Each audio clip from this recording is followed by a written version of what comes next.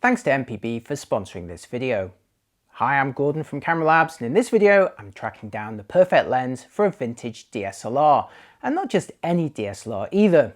Nikon recently loaned me their original D1, the first DSLR they entirely designed and built themselves back in 1999.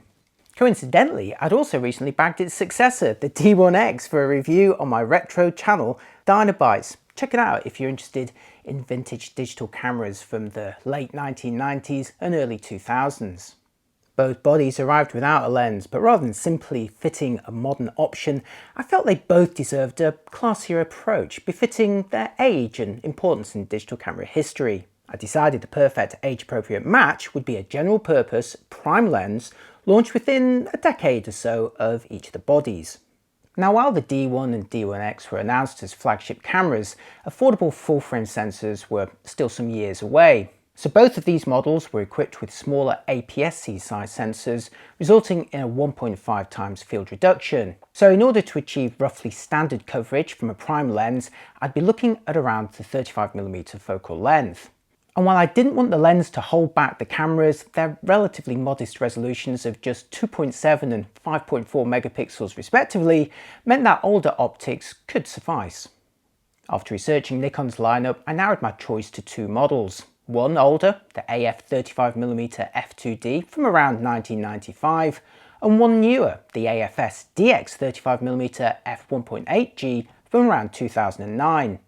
I thought it'd be fun to get hold of both lenses and try them out on both the D1 and D1X, so to keep it affordable I tracked down used versions of each lens at MPB, both in excellent condition. Now, I was already an existing customer with MPB, so when they reached out about sponsoring one of my videos, I suggested talking about a recent sale that I'd made with them.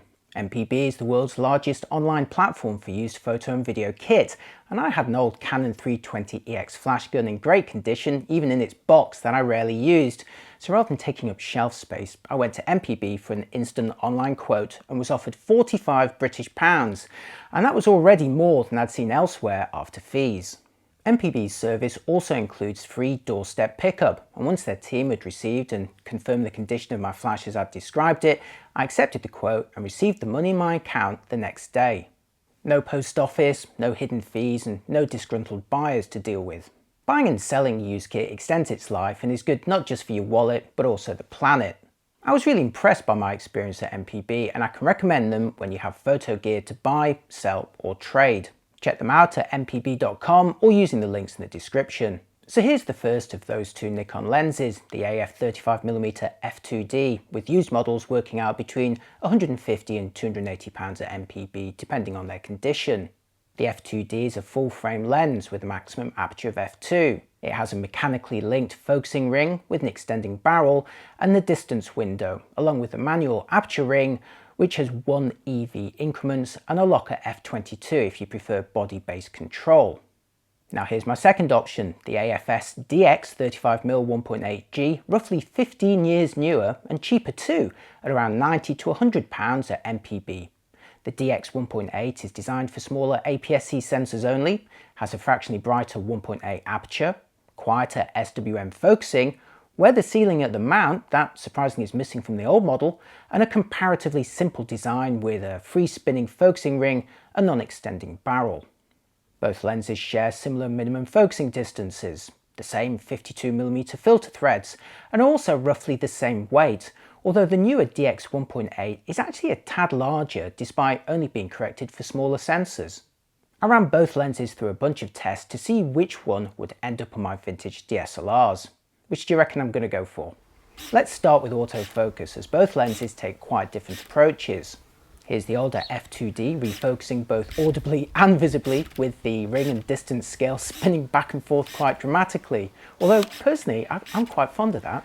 In stark contrast, here's the newer DX 1.8G, which is essentially silent when autofocusing, with no visible evidence either. It's certainly more discreet, but in the vintage stakes, less fun.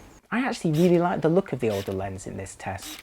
I should also mention the manual focusing ring on the older f2D feels a lot smoother to turn than the somewhat scratchy and detached experience of the ring on the DX 1.8.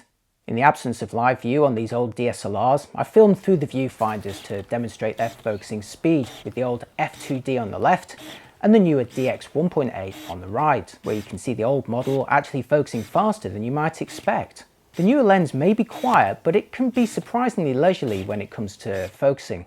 Moving on to optical quality, I photographed my distant landscape scene with both lenses fitted onto the D1X to be a little bit more demanding in terms of resolution, but these are still only 5.4 megapixel photos, so I'm not going to be pixel peeping quite as close as I would on a modern, say, 50 megapixel camera. As always, the view is angled so that fine details run right into the corners. Taking a closer look in the middle with the older f2D on the left and the newer DX 1.8 on the right, both at their maximum apertures of f2 and f1.8 respectively, shows the older lens on the left clearly delivering a crisper image. Heading into the corners of each image, and you might assume the older lens as a full frame model on a smaller cropped sensor body might have a clear advantage, but overall I'd say they're actually quite close here. Now back to the middle of each lens, but this time comparing their images taken with their apertures closed to f8. There's a mild improvement to the older f2D on the left, but a much bigger boost in quality for the DX 1.8 on the right, and this is now bringing them roughly neck and neck. And moving into the corners also shows a similar degree of detail now, although there's a little more chromatic aberration with coloured fringing visible on the DX 1.8 model on the right. This is particularly evident in high contrast areas. So for distant landscapes, I'd say the older lens takes the lead, especially at larger apertures, but if you are able to close the DX 1.8 lens down a little bit, it'll essentially match the result. Next for portrait tests, starting with the full image from the older f2D lens here, before switching to a closer view with the f2D on the left and the newer DX 1.8 on the right, again both taken with the D1X at their maximum apertures of f2 and f1.8 respectively. I admit I had higher hopes for the f2D lens here, but in this particular test the newer and cheaper model seems to have the advantage. The f2D lens on the left looks noticeably softer on the subject details, most noticeable around my eyes. Now perhaps you could spin this as an advantage, being more forgiving, especially to my wrinkles, but there's certainly no doubt that the DX 1.8 is sharper in this test, and I repeated it multiple times with the same result. Maybe there's some kind of focus calibration issue. Meanwhile, the background rendering style also seems to favour the newer lens, which did surprise me. You can see it on the right delivering softer and smoother bokeh blobs compared to the busier, more outlined bokeh shapes on the older f2D on the left. For a more extreme bokeh test, here's my standard close-up scene, focused on the ornament in the middle, and as before I'm starting with the full image from the f2D lens for reference, before putting the f2D on the left, and the DX 1.8 on the right, both again at their maximum apertures and shot with the D1X. This time the images look almost identical with similarly shaped blobs and rendering styles, and while there are minor differences, I'd personally say there's little to choose between them here. Okay, now it's time for my final verdict, during which I'll show you a selection of images that I took with the older 35mm f2D on the D1X body. Whenever you shortlist 2 or more products for testing, there's inevitably some expectations or an initial favourite. Before I started my tests, I assumed the newer DX 1.8 would be sharper than the older f2D, but perhaps lack some of its vintage charm when it came to colour or rendering. But for my tests in this video, the f2D delivered crisper results for distant scenes at large apertures, while the DX 1.8 actually looked better on my portraits, and both were essentially identical on the macro bokeh balls. In terms of focusing, the SWM motor on the newer DX 1.8 was significantly quieter and less obtrusive, but the older f2D was still very quick, in fact maybe even a bit faster in some tests. In terms of features, the f2D sports a smoother manual focusing ring with a distance window and a manual aperture ring too, while the DX 1.8 boasts weather sealing and a bayonet mount at the front for an optional hood.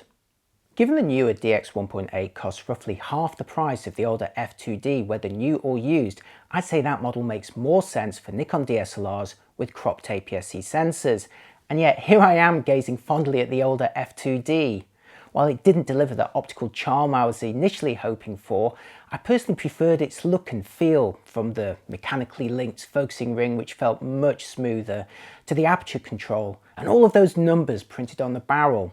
It hails from an era of Nikon product design that I'm personally very fond of, and to me simply looks much better when mounted on these older bodies.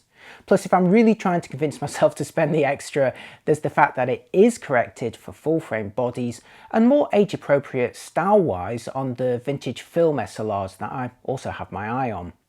Ultimately, my head says DX 1.8, but my heart says f2D. And since I'm not looking for the ultimate quality from these vintage bodies, I'm going to invest the extra cash to satisfy my nostalgia.